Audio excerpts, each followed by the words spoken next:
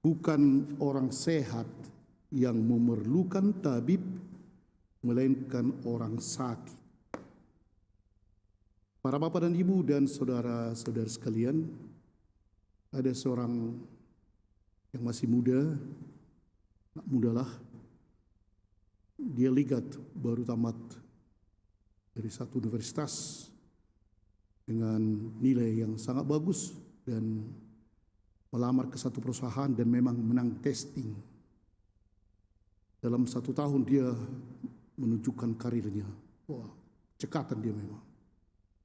Dalam 2 tahun juga, tapi sudah 2 tahun rupanya ada sesuatu yang dibuatnya. Dia mulai korupsi. Ketahuan. Kemudian direktur memanggil dia. Sudah tahu kau bahwa memang ada kesalahanmu. Kau ada membuat korupsi sekian-sekian. Tahu Pak? Dan saya menyesal, saya siap menerima risikonya. Dipecat pun saya siap sekarang. Saya menyesal sekali.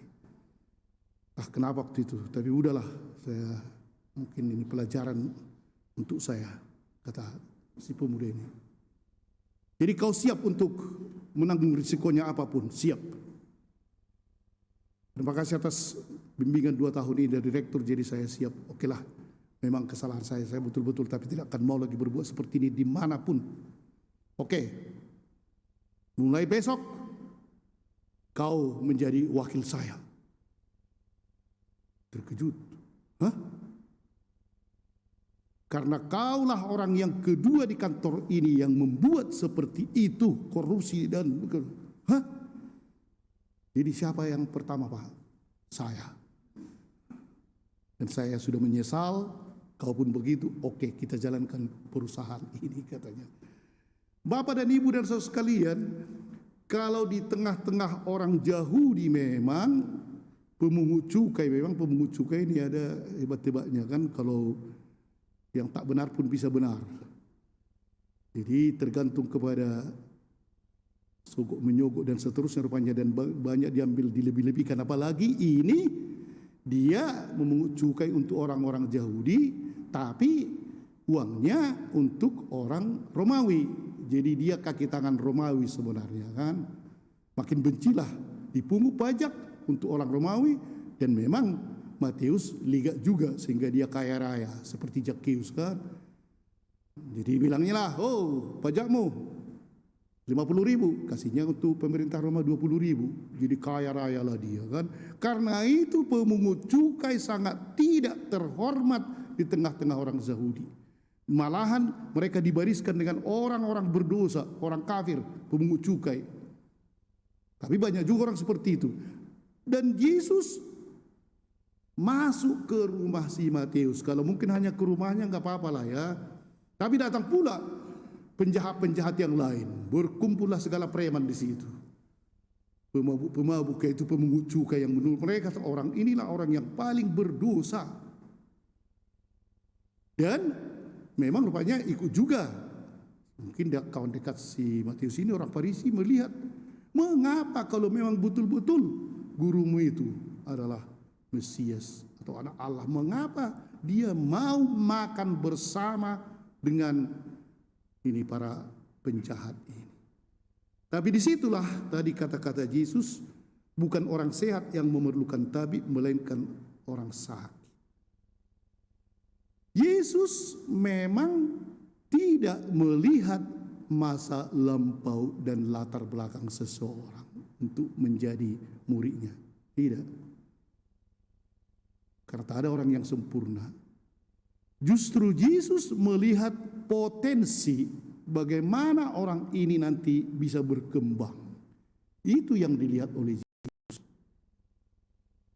Kalau Matius dari masa atau latar belakangnya tak layak dia ini menjadi pengikut Yesus, tak layak sama sekali. Tetapi Yesus tidak melihat latar belakangnya ini, malahan dia melihat ada suatu sikap mungkin yang ada dalam diri Matius ini. Dan memang kita lihat tadi ketika Yesus datang, ikutlah aku. Dan berdirilah Matius lalu mengikuti dia, meninggalkan segala hartanya dan mengikuti Yesus. Pertobatan. Disinilah sebenarnya kembali para bapak dan ibu dan saudara sekalian, kita semua adalah orang berdosa, tetapi Yesus tidak melihat itu. Yesus melihat, jadi apakah nanti orang ini kalau memang bisa berubah. Dan itulah yang terjadi pada hari ini. Si pemungut cukai ini bertobat dan akhirnya Yesus berhasil mengubah Matius yang dikatakan sebagai orang berdosa ini, malahan dia jadi rasul dan pengarang Injil.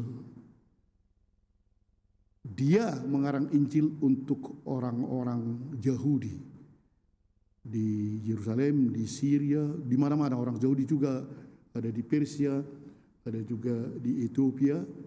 Jadi dia merasul untuk itu dan dia menulis, dan kalau kita lihat Matius ya, terus langsung ada silsilah Yesus supaya dilihat si Matius ini orang teliti, memang namanya keuangan ya, pas teliti satu rupiah sudah tahu dia ini kan. Ketelitian itulah rupanya dipakai oleh Yesus dalam dia mengarang Injil, sangat teliti, dan kita bersyukur bahwa si Matius ini direkrut oleh Yesus dan dia dipanggil oleh Tuhan. Para bapak dan ibu dan saudara-saudara sekalian, sebenarnya juga kita ini ya, kalau dikatakan mungkin mirip-mirip Matius lah. Ada umpamanya ya, tak ada orang kita yang baik atau yang sempurna kan. Tapi si Matius bisa menjadi orang yang hebat ketika mengubah sikapnya. Yang sialnya ialah kita ini memang sudah sering dikatakan oleh Yesus mungkin ya, hei, ikutilah aku. Nona, ikutilah aku. Hei Pak, ikutilah aku. Percuma kau berulang tahun, ikutilah aku, katanya kan. Natalia, ikutilah aku. Dan semua ya. Tapi ya, itu aja kita bilang, nantilah. Akhirnya kita tetap sebenarnya di tempat. Kita ikuti tetapi di tempat. Nah itulah kan, tak berjalan maju. Mundur mungkin tidak, tapi maju tidak juga. Disinilah situasi kita para bapak dan ibu. Setiap harinya Yesus lewat dari tengah-tengah rumah kita. Ketika kita makan kan pandainya kita berdua. Tapi sebenarnya disitulah ikutilah aku. Tapi apakah kita langsung seperti Matius tadi mau mengubah sikap kita dan mengikuti dia? Bukan orang sehat memerlukan Yesus, tapi orang sakit.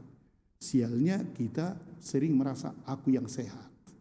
Sehat-sehatnya aku, ngapain datang Yesus? Seperti orang Farisi ini. Mereka merasa sehat dan tak memerlukan Yesus. Marilah kita coba memang di manakah kita bukan orang sehat, orang sakitnya kita. Sakitnya pula ialah tak mau mendengar. Itu pula paling parah kan. Dan pada hari ini mungkin pada pesta Santo Matius ini, marilah kita mencoba. Yesus tidak melihat latar belakang kita, tapi Yesus mau membawa kita ke masa depan yang lebih baik.